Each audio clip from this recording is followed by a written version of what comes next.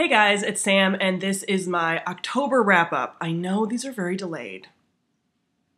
That's just the way it's gonna be for a minute. Although I am attempting, I think, to do like a 12 days of Vlogmas. I do not think I have the time or the capacity to do the full month like I did last year, which is just like, how did I do that last year? Anyway, but I think I'm gonna do 12 days, which is what I have traditionally done. So we'll see if that happens, hopefully. I have the ideas for it. I have it written down. But anyway, today is my October wrap-up, and October was a pretty good reading month. There was a few little misses in there, but I do feel like they were balanced out by some of the good things that I read, so let's get into it. Also, Kit is feeling very needy because she doesn't feel good. She has an eye infection, so if you see her and she looks real crusty, that's why. She's on medicine, but she just looks a little, you know, unfortunate. Right, first thing I read in October was Monstrous Volume 5. I am catching up on the Monstrous series. It's one of the things I want to do before the end of the year, so Monstrous in October, perfect. For those of you that don't know, this is a horror fantasy graphic novel series, very, very, very, very dark. So there's trigger warnings in this series overall for lots of body horror, lots of just like horror elements that have to do with very like graphic depictions of war and genocides and like eugenics type stuff going on between sort of like humans, witches that are humans, and like old eldritch gods, and arcanics, which are a mix of like gods and humans, and there's a lot. There's a lot. But it's very good. This one I gave 4 stars to. Our main character has like some very eldritch type abilities because she's essentially fused with an eldritch being.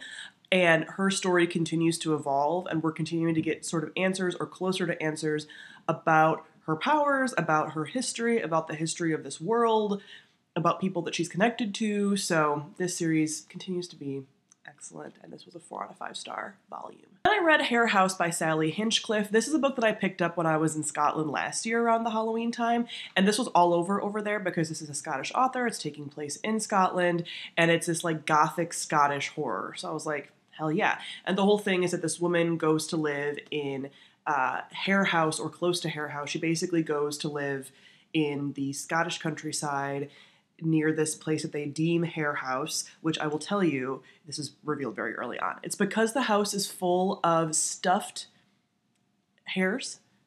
Rabbits. Hares are different than rabbits. So taxidermied hares in weird scenes and poses all over the house. Weird. Kind of creepy. Yes. But this is sort of a slice of lifey, sort of gothic horror, although I will say I didn't get the gothic and the atmosphere that I wanted or needed. There are triggers in here for body horror, self-harm, and death of animals, but this is a book that definitely keeps you at a distance. You're following this woman, but there's some sort of mysteries about her past, and there's something happening with the family that resides in Hare House. And like, maybe it's witches, maybe it's not, maybe it's mental illness. Are they all making it up? Who knows? The thing is by time, like that's what kept me reading. I wasn't necessarily super hooked, but there was just enough mystery that I was like, I'll keep reading this. There is no satisfying conclusion. And I don't tend to need a very clear conclusion for most of my stories, but for something like this that is very much like a mystery, I want a little bit more. So I didn't get enough of the gothic elements. Like, yes, there's a sort of like suspended creepiness, but not as much as somebody who's like a fantasy reader. This is very much more of like a literary thing. I wanted more fantastical elements that I didn't really get. Not that this needed to be totally fantasy, but like I wanted more, I don't know, intensity or something.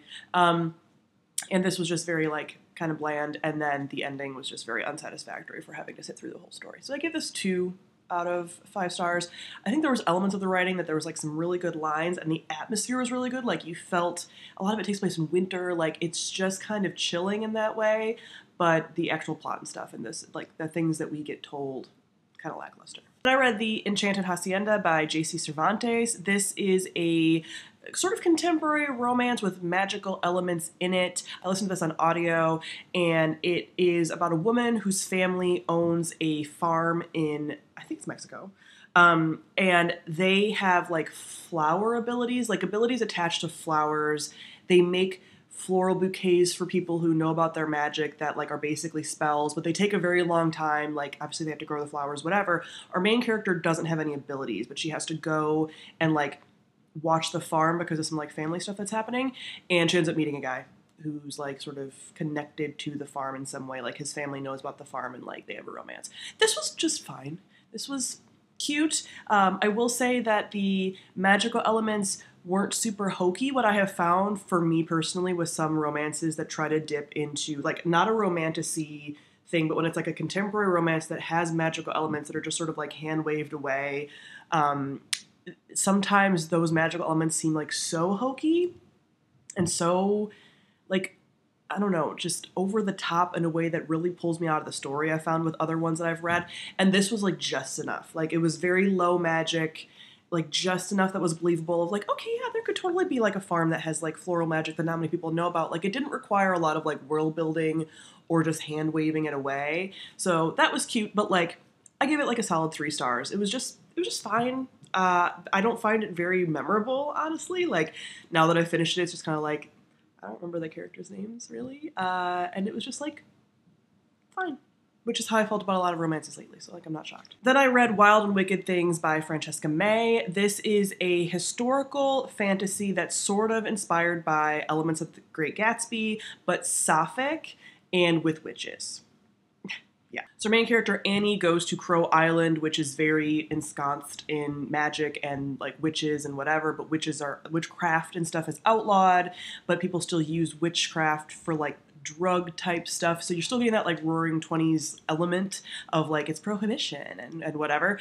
But she goes there because it was her father's late estate, and she ends up living next to Emmeline, who is the Gatsby-ish character, but then after that it sort of starts to switch and it's not following the Gatsby story like a ton. It's just very loosely inspired by, and there's just all of this like deception and relationships, and it's all very gay and again magic and all of this stuff. It is pretty intense at times though, so there's some trigger warnings for self-harm, possession, physical abuse, sexual abuse. There's some like allusions to miscarriages and things, so it is very intense because it's one of those like magic has a price type stories. So yeah, I really enjoyed this though and was really good for spooky season. It's not super spooky, but it was very good with that like witchy whole like story. So I give this 4 out of 5 stars. And this is a book that I've had like forever, like for years, and it was one that I finally wanted to get off my shelf, and I'm bummed that I like waited so long. I think I got an arc of this, 2022.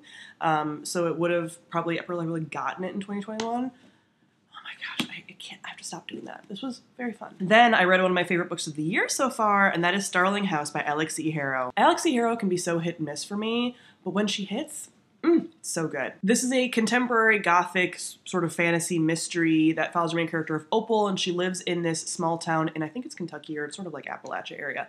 And there is a house that she's always been entranced with called Starling House, where like no one really knows about the inhabitants, and weird stuff happens in this town. And yeah, she basically gets sort of sucked into the mystery of this house, and she ends up working at this house mostly to help her brother. Her mom had passed away years ago, and so she's sort of been like the mom to her brother for so long, and she needs to make money, and so she starts working at this house. And she starts uncovering like the mystery about that, and there's mysteries attached to the town, attached to her mother, who died kind of mysteriously. She has a lot of PTSD from her mother's death. She ends up meeting the heir to the house, Arthur, who they have a sort of like antagonistic sort of relationship. You also get chapters from him where you're sort of realizing that there's more to this house than you think. So this has everything. Again, sort of this like gothic horror element. We have a sentient house. I love a sentient house. I love a sentient house. I love a sentient forest.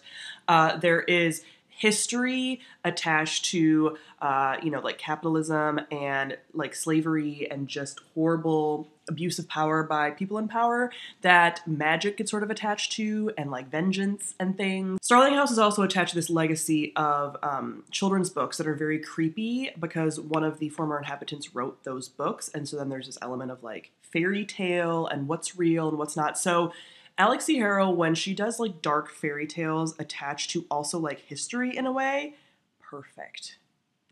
Because I also really liked Once and Future Witches, which had the same element in ways. So yeah, this has everything that I was destined to love. And then there's also this like budding romance between these two that builds up in a very like interesting and believable way. Like if you sort of like this would kind of be grumpy.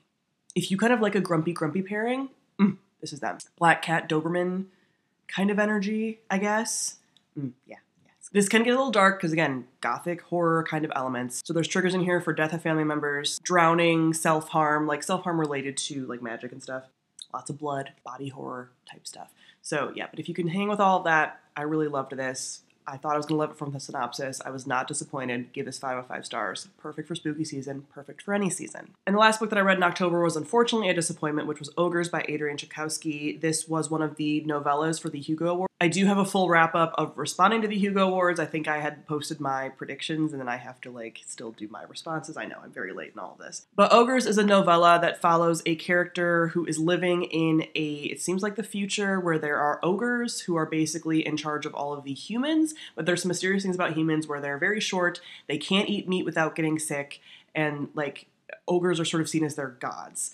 And something happens with this main character where he, like, accidentally gets in conflict with an ogre family, and everything kind of goes from there and it becomes a sort of like rebellion aspect. This had elements of things that I'm like, okay, I've sort of seen the story before. This felt very much like Red Rising in a lot of ways.